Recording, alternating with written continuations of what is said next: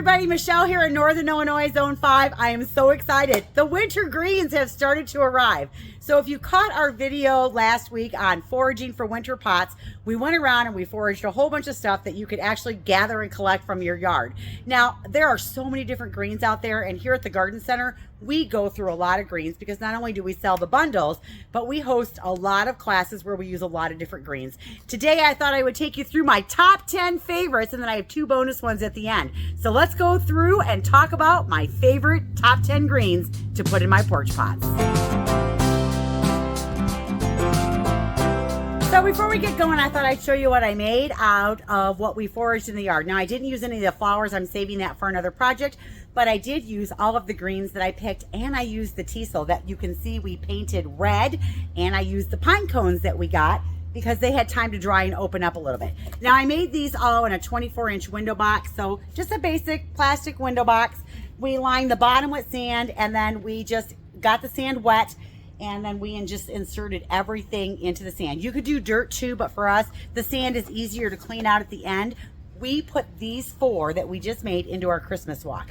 It actually sits in front of a panel of curtains that are sheer, and then there's lights behind it. So it's like when you first come into the Christmas walk up the ramp, you see these beautiful arrangements that are there sitting right in front of the curtain. So we made 4 of them, and as you can see, we used everything that I picked except the flowers, the dogwood, and the birch, which we're going to use in another project. So this is the start of our Christmas walk when you come up the ramp, and so this looks really cool in the dark because there's lights behind the shears, but this red really pops behind it. So as you can see, we made 4 window boxes with all the teasel that we picked, and then we used, oh, there's my shadow in there, sorry. But then we used all of the different greens that we foraged, and we made these 4 window boxes. Aren't those cool? You should see it at night. You'll just have to tune in for that one, though. So foraging is so much fun, and I love to do it, but I could never possibly have enough greens to do everything that we need to do here at the Garden Center, so I do have to bring greens in, and we bring them in by the bales, by the boxes, and we bring in a lot of different ones. I do have 10 favorites that I like to work with, and I'm going to talk to you about those today. Now, there are other cultivars of some of the greens I'm going to show you that might be more conducive and local to where you live, and maybe you can't get this specific one, but there'll be one like it where you live. Usually you can find greens at garden centers, and you can also find them at box stores. I have found though that garden centers have a better variety, and their bundles are always bigger, it seems like. At least in my store they are, and I've gone to other garden centers here around town and kind of looked at their greens. Their bundles are always bigger than the box store. So you think you're getting like this deal at the box store, but their bundles are so tiny. And so for me, I want to have a good size bundle to be able to make what I want to make. Now, we bring so many different ones in because we have a lot of classes. And so when it's all said and done, we'll end up making close to 200 pots that will retail, out of the store. We'll do another 250 to 300 pots that'll be just in workshops. And then that doesn't even include like anything else that we make, like kissing balls or swags or roping or wreaths or all those fun things that we get to make. And we'll talk about a lot of those this winter as we progress through the season. Today, though, I know, stop rambling and show us the greens. So I made little cards so I can have the names written out there for you, and because, I always lose count, always. But without further ado, let's talk about cedar first. Number 1 on my list is Port Oxford cedar. Now, there are other cedars out there that kind of look like Port Oxford. I like it because you can get it and it's kind of a flat, strappy green, and it has a beautiful color and a beautiful texture to it. This is Port Oxford cedar. Now, it looks a little bit like Leland cypress as well, so either one of these are interchangeable. And then the Western red cedar also kind of has this look to it, so if you can't find Port Oxford, either one of those two, do in a pinch. I like to use these in the backs of my pots or to intermix with my pots for a different textural element. I also like to use them to create a little bit of a drapey look on my pots, so that's what I use these for. They're a beautiful, just nice evergreen color, and so I love Port Oxford cedar, and we'll go through cases and cases and cases of this. So number 1, Port Oxford cedar. Number 2 on my list is another cedar, but it's an incense cedar. Now, I love incense cedar. It's a little more expensive, but I love to use it. Everyone gets this in their pots and they love it because it has these beautiful berries on the end, and it has this beautiful draping quality to it. Isn't that absolutely gorgeous? So everyone gets this in the workshops that we do, but we sell a lot of bundles of it as well. So when you're looking for that nice textural difference, and look at those berries on there, aren't those great? And you can break these down into smaller pieces. So if you're making something small and you need little small stems, this goes a really long ways. And when we're using this, we will break down and use every piece of it. There is no waste except for maybe one of these big stems at the bottom. We use all of it because we'll find a way to use it in something. So incense cedar is number 2. Number 3 on my list is noble fir. I like noble fir. I don't use it in a lot of things. I don't necessarily love it in my pots. I might place a piece or two of it if I'm looking for like that gray blue look. It's got a really soft needle and it's kind of fat. So instead of having a flat needle, it's kind of got a round needle on it. These, I think, make great swags. And so it's a great back piece for a swag. And then you can add other pieces to it to embellish it. Because see, most of the time when you buy a bundle, it's going to have this nice long piece to it and then the smaller ones in front. So it looks really nice and full. So swags are a great thing to make with this. Or if you want to make like an over the door where one goes one way and one goes the other, that kind of a swag with a bow in the middle. That's when I like to use the noble fir. So it's really super soft and it's got a beautiful color to it. So in a pot, I might use this as an accent green, just a couple pieces here and there. But for me, this is my swag piece. Number 4 on my list is princess pine. Now there's a lot of pine out there. There's Scotch pine, white pine, shore pine, princess pine. I like the princess pine and I do like white pine too. Now when I bring it in, I bring in the tips. That way I get the most bang for my buck out of it because I don't have wasted branches. And this is one of those greens that I like to use in the pot, one, for a textural difference. But also, if I'm looking at a pot and I'm making it, and I stand back and I look at it, and I see a place where I might need to add some height, that's when I like to use this. So I never like put things in the very back of the pot. I kind of work it in between all the greens. And if you watch when we go to make the pots and everything, I'll talk about all of that and show you. So stay tuned for that. It's a really, really good, I think, video. I haven't made it yet, but I've made these pots so many times in classrooms that I think that I've got it kind of down to a science where you, no matter if you are artsy fartsy or not, you can make a nice looking pot. But princess pine is absolutely gorgeous as what I call a filler green. It's not my favorite to use like to make roping and things like that, but it is a very inexpensive pine, especially the white pine is really inexpensive. But I also find here in the northern climates, it is one of the first ones to turn brown. And so it'll dry out the fastest. So I always try to put it in something, whether it's oasis, sand, or dirt, and maybe water it until it freezes so it still has the ability to drink. So even though all of these greens are cut, they are still living and they will still drink until they freeze. And that's the goal here in the north when you're making your pots, is you want these to freeze in whatever medium that you put them in, and they're going to last a lot longer. Number 5 on my list is balsam. And now balsam is a fir, and it is probably the smelliest green out there. And when I say smelliest, it smells the best. And it probably has the longest lasting smell of any of the greens out there, but I don't think it has as much staying power as some of the other greens that I like to use. This is what a lot of the pots that you buy like in the store will have in it, is the balsam. It's also what you'll see grave blankets made out of and a lot of wreaths. Because it's inexpensive, it's easy to find, it's got a nice green color to it, a short needle.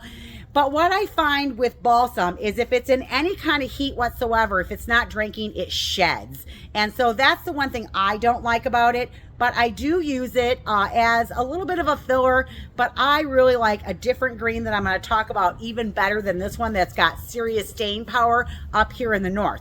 But if you're looking for a really inexpensive green, or you're looking for a way to fill your pots, a good way to get balsam is to buy a Christmas tree and then just strip the whole tree down, and you will have enough greens to do probably everything that you need to do in all different sizes. So it's just a cheaper way to do it than buying bundles. So whenever I want balsam, because we bring them in as trees that we sell, you know, and I never bring bundles in, I just strip a tree down because it's easy and it's cheap. So there you go, balsam. Number 6 on my list is boxwood. Now, I kind of have mixed feelings about boxwoods, but if you treat it right, it's a really great green to work with. We actually make like little floral Christmas trees out of these, and we send out a lot of them through our floral store. but I also like to use this as fillers in pots. But what I find with boxwood is that if it's not drinking from something and getting moisture, it has a tendency to dry out really super fast, and then the leaves on here will curl up and get kind of crunchy. And so that's the one thing I don't like about it. So last year I played around with it quite a bit to see how I could get it to last longer. And one of the things that I did was I sprayed all the pots that I put the boxwood in with this wilt stop. Now this wilt stop is a product that reduces moisture loss when plants are under stress, which would be like when they're caught and put in pots. Now, I wouldn't run around right now if you're in a northern climate and you're already having like temperatures below 30 degrees and cut boxwood off your boxwoods, because you can have winter burn on those if you do that. But if you can find a bundle of these at the store, then I would recommend it if you spray it with the wilt stop. I did this in pots last year, and then I sprayed it with the wilt stop, and they lasted all winter, and so they did really good. So I'm going to do it again this year. Now, I have yet to find boxwood at like a box store, but I know if you go to a garden center or a florist, they will have boxwood and you can get it there, and it's not really crazy expensive, and it goes a long way. So I like to use boxwood now that I figured out how to keep it from curling up and crunching up and, you know, dying. And I do make sure that if it's in a container that it can drink from the bottom. So I find that that's how I do the boxwood, and it works good for me. So it's on my list. Number 7 is Arbovita, and I don't buy Arbovita. I just go cut it out of my trees because I have a lot of Arbovita trees. And so for me, this is a nice textural element. It's got a nice open flat leaf, but it's got a nice structure in the leaf. So this is what I use as an accent green, and I'll use it in anything I can put it in. I think it is so gorgeous.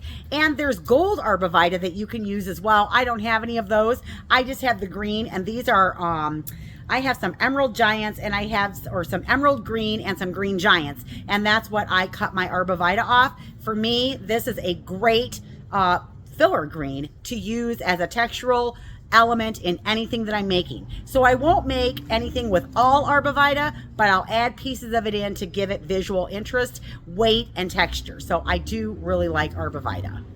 All right, number 8 on my list. I discovered this green last year for the first time, and I fell in love with it. And so I have ordered so much of this in. It was my number 1 selling green last year, and it is Carolina Sapphire. Now, this is a southern green, and I do use the wilt stop when I'm using it to help it have longer staying power, and I find that it dries out if it's not drinking. But if you use it properly, oh my gosh, is this the most gorgeous green ever. Look at just the little berries on here, the blue green color, those beautiful cinnamon colored stems on there. I love this as a vertical accent running through your pots. It looks good in roping, it looks good in a swag, it looks good in a birch log, it looks good in a pot, it looks good on a wreath. I love this green. It is so gorgeous. It even looks good in, like, when we do our centerpieces for our flowers, we'll use this green. It's so beautiful. So number 8, Carolina Sapphire. Love, love, love this green. I think I brought in like 25 cases. Last year, I couldn't keep this on my tables for sale. People were buying it so fast. So love this one. This next green that I bring in probably 3,000 pounds. That's right, 3,000 pounds. They come in 40-pound bales, and they come in on a semi truck. Mine aren't going to be here until Thursday, so I ran to a box store and I bought a bundle, and this is as big as that bundle was at the box store. So it makes me feel really good about how big the bundles are that I put together at the same price. So I do think sometimes you can get better greens at a garden center than you can at a box store. Now, not that the quality of these are bad, they're not. It's just a small bundle. But this is number 9, Fraser Fir. Fraser Fir has the best staying power of any green I've ever used as far as lasting and staying green and not having needle cast and having the needles fall off and everything like that. So when I put my pots together, I would say 80% of what we put in these pots are Fraser Fir, and that everything else that we add is like that accent textural element that we're adding to make it look even better. But if I want staying power, I make my wreaths out of this, roping out of this, because it lasts a long, long time. At least here in the north it does. Now inside it might not last as long, but if you put it in something where it can drink, it's going to dry out faster because of the heat and the lack of humidity in your house. Usually your house is drier in the winter. You might have some shedding going on. And the downside of a Fraser fir is it doesn't really have much of a smell. So balsam is that one that's really going to have the smell. This is the one where we've had this shortage across the country for the last 5 years of Fraser fir trees. And it's been hard for independent garden centers, if they haven't been buying trees for a long time, to get in on a company that grows these. And you might or might not be able to find these. And they're probably the most expensive tree that people are buying. So it might be cheaper to buy a tree and cut it down and debone it, as we say, than buying bundles of it. But if you're just doing like one pot, a bundle of Fraser fir is the way to go as far as staying power. My pots still look good in April. I know, April. And then I'm pulling them down because I'm jonesing for, pansies and something spring, but serious staying power. Highly recommend Fraser fir. Number 10 on my list is spruce. Now there's a lot of different spruces out there. Oh my goodness. There's Norway spruce and Serbian spruce and blue spruce and Colorado spruce and Black Hills spruce, all kinds of spruce. And most of the spruce that we use here at the store, we are bringing that in a little bit, but most of it we're cutting from the trees from around here because we have a lot of them.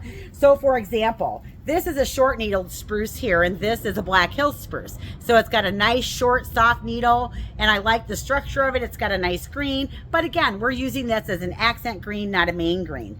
And then check out this bad boy. Oh my God, isn't that gorgeous? Look at those long blue-gray needles on there. This is off of a Serbian spruce. Oh, just absolutely gorgeous. So we actually just went and foraged some more greens from the back area, because not only do I have those greens, if you watch the foraging video, we cut a bunch of spruce back in our commercial area where we keep all our trucks and our mulch and our rock. But I also have another line beyond that with a whole bunch more spruce. So we have lots of spruce that we can limb up bottom limbs and whatnot, because it's an accent green. It's not a major green that we use. But spruce is a great one to forage from your own house if you have them growing. Now remember, spread those cuts around and don't make a big hole in your tree.